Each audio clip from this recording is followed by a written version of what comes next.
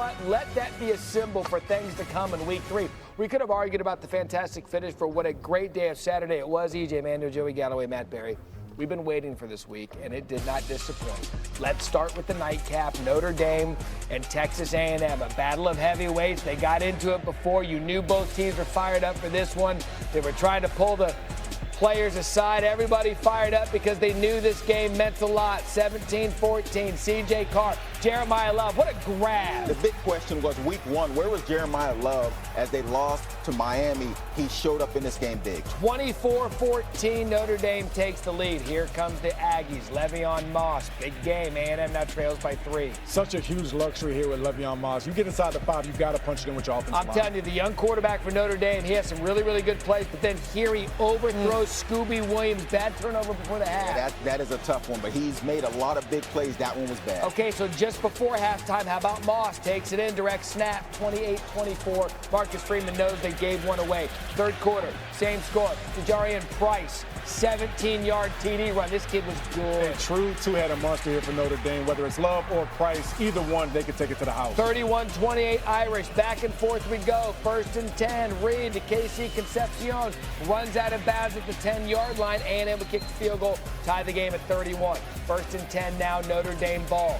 Carr, Jayden Greathouse. 34-yard gain. This was huge. And this is what Carr does. He missed one throw, but he bounced back. It's game time late. You got to make these kind of plays. Settle for a field goal. 34-31 Notre Dame. 3rd and 12 now. Next possession. Here comes Moss. Gets the edge. 12-yard gain. Aggies would settle for a field goal. Again, we're tied at 34. 3rd and 7 now. Under 8 in the game.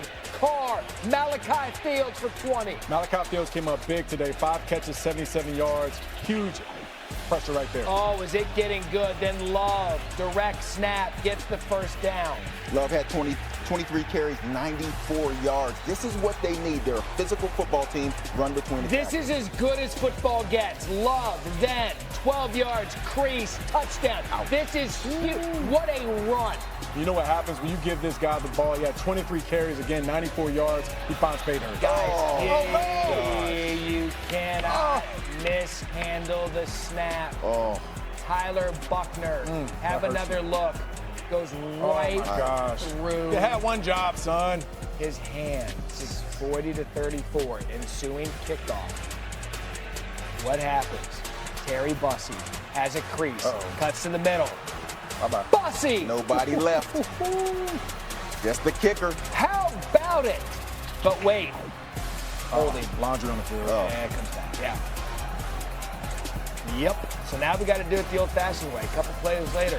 2nd and 7. Reed. By the way, he took some hits in this one. Stayed tall. Mario Craver, 34 yards.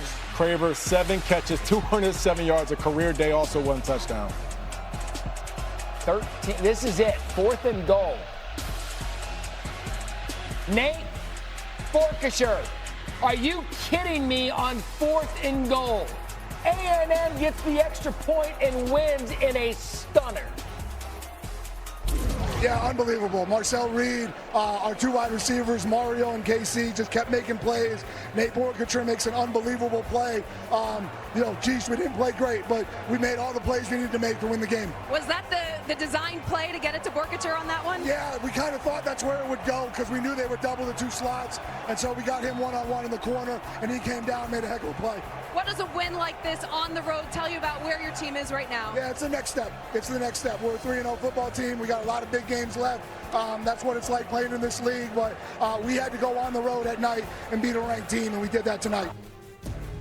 Yeah, Notre Dame entered the day having won 47 straight games and scoring 40 points. This is their first loss when hitting that mark since 2016. Looking ahead now, Notre Dame just an 8% chance to make the playoff, that according to the All-State playoff predictor. That would be a theme on Saturday. More on that later. The other marquee game that ended up going extras, Georgia and Tennessee. Kirby Smart bringing the boys to Rocky Top. Joey Aguilar getting his first SEC start. And there was kind of a story coming in with both quarterbacks. Could Joey Aguilar in an SEC game do this? The answer early was yes. How about when you got man-to-man against Brazil outside, throw him the ball. That was the game plan. 72-yard touchdown, a 14-7 lead. And Aguilar came out slinging. Throwing with so much confidence, so much poise, pushing up in the pocket again. Brazil, 6 catches, 177 yards in the day. 21-7 Tennessee. So now you're going to learn a lot about Gunnar Stockton as well. He's down 21-7 early on the road. Get a nice high completion pass to Zachariah Branch. Let him do the rest. Yeah, look at Branch run. That's the way you draw it up. Block the 2 outside guys, Branch. You beat the safety in a foot race. They got it to 21-17 at the half, so they clawed their way all the way back in this game. Same score. Georgia looking 3rd and goal. Josh McCray rumbles in. Georgia now on top, 24-21. Uga comes all the way back. Now near the end of the 3rd, Tennessee down 27-21. Aguilar up for Brazil again. And coverage outside. Unbelievable. 50-50 ball. Call it 90-10 ball in Brazil's hands. I mean, that's what a day. Tennessee up 1. Now in the 4th. Falls trailed by 2 after a Georgia field goal. Aguilar, I mean, look, he did all he could for his team. Mr. Braylon Staley, Tennessee grabs the lead. Yeah, that's a busted coverage. Aguilar, 4 touchdown passes. These quarterbacks were going back and forth. So 35-30, 4th quarter. Stockton fumbles the ball, and Tennessee recovers. Looks like it's Tennessee's game right here, It right? absolutely does. Huge play by the Tennessee defense. Again, getting pressure, knocking out the football. You think this game's over. They get the field goal, 38-30. This is when you're going to learn a lot about Gunnar Stockton. Little by little, Dylan Bell gets back to the line of scrimmage. That's going to be a 4th down, 4th and 6. This play right here. Big time throw. Wow. This is on 4th down. Wow. You can't throw it better than that. Outside shoulder of the receiver, defensive back can't stop. 2-point conversion to tie. Stockton, Branch, Georgia ties it up at 38 apiece. Tennessee with the ball, under a minute left, chance to win. Deshaun Bishop bounces it outside. They're getting to the field goal range. This drive was executed perfectly. It was executed perfectly. You would assume the kicker's over there getting primed up, ready to go. And then they get a false start. And that matters because the kicker knows he has it just puts more time for him to sit there and think about this field goal. Matt Gilbert for the win. Oh, No. He knew it as soon as he kicked it. He did. All right, let's go to overtime. Georgia down 41-38. Nate Frazier, like a boxer, peels off. Gut punch for Tennessee.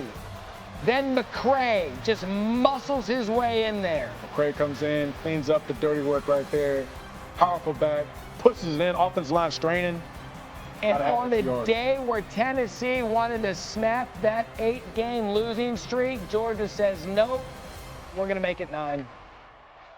How stubborn was that running it in overtime to win this game? Yeah, I'm really proud of this team.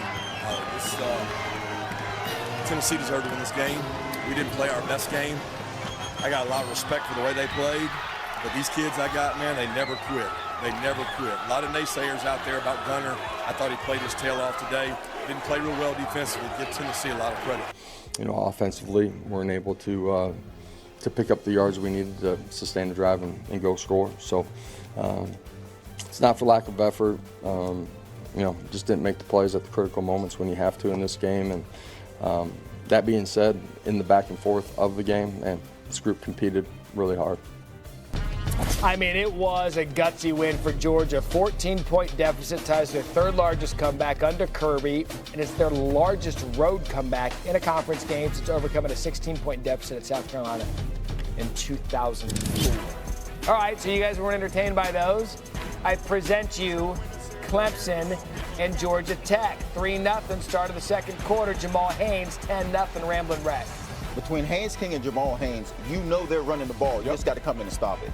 So 4th and goal, Dabo Swinney says, I need something to get going. This is just before the halftime, and Cade Klubnik goes over the top, 13-7. And the play before this, they get stoned on a quarterback sneak, but they find a way to get in. So you're thinking Clemson has not played well all game long, and here Bryant Wesco Jr., 73 yards, Clemson grabs the lead. They need more Wesco. He had 7 catches, 126 yards, and a touchdown, but he's their big play guy. 14-13, they come all the way back. Here comes Haynes King, 1-yard touchdown, Tech grabs the lead back. I mean, putting his shoulder down, he's not a big guy, but he plays huge. 2-point conversion, I love this play, yeah. I think this works every time. Has anybody ever stopped that? They haven't. Very true. It should be a mandatory two-point play. Deck up 21-14. Clemson trailing. Klubnik, as Joey said, find Wesco. They do for 13. Tigers in the red zone. Same score. Adam Randall ties it up. 21-all. Same score now, 21-all. Now we got the clock. Now it's a situation. Run to the middle of the field. No timeouts left. Tick, tick, tick, tick. Here, they're running. They got to get it. Alert right here. Look, you're trying to rush off. Get the field goal kicker up there. Let him set up. Don't have to call a timeout. 4th and 3. If you make it, we win the game. If you miss it, we go to overtime. College kicker situation. Aiden Burr, 55 yards. Never a doubt. Nice little draw. Georgia Tech pulls off the upset. Longest game-winning field goal in program history. And Georgia Tech finally snaps that losing streak against Clemson, getting the win 24-21. They say, you know what? Let's take the goalpost, let's throw it in the river. They, too, snap a 9-game losing streak. What a win. How hard we've worked this offseason, fall camp and all that. I mean, this is just what we expect nowadays.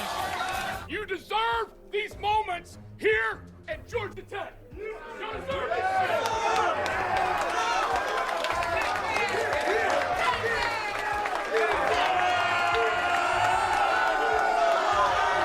The 55-yard field goal, I think that's by far, I think, his longest.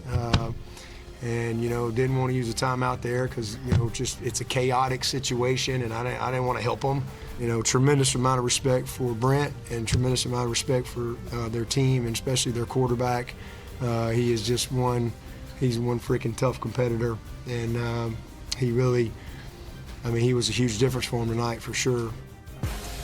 You know, Georgia Tech, his 12th win as an underdog since Frank Key took over in 2022. That's the most in FBS over that span. You do not want to be an underdog and take on Georgia Tech. It was also the Yellow Jackets' 7th win over an AP-ranked opponent in conference play since 22, tied for the 3rd most in FBS. So there is so much to unpack on what was the best day of college football so far in the early part of the season. Let's start with the first game, Notre Dame and Texas A&M. They go on the road and win by 1. EJ, I'm going to start with you. What did we learn about Texas A&M? Well, one, you learned that this is a team of resiliency. I mean, for A&M, this game's going back and forth, back and forth. And we said it earlier, the fact that they went into half with the lead was a big deal. But then Notre Dame, they punched back, they jabbed back. And Marcel Reed, again, 360 yards passing, 2 touchdowns. He was able to run the football. And he got banged up in this game. This was a physical matchup. Texas A&M, this is the kind of win that puts a battery pack on your back for the rest of the season. A ton of confidence. Road Warriors finding a way to get it Marcel going. Reed's been really good. He got 2 good receivers outside in Craver and Concepcion that they got NC State. He's been amazing. They don't have Bam on that schedule, no Georgia on that schedule, no Tennessee on that schedule. So they avoid some bullets. They've set themselves up to be in a position to go through on a pretty good run here through the SEC.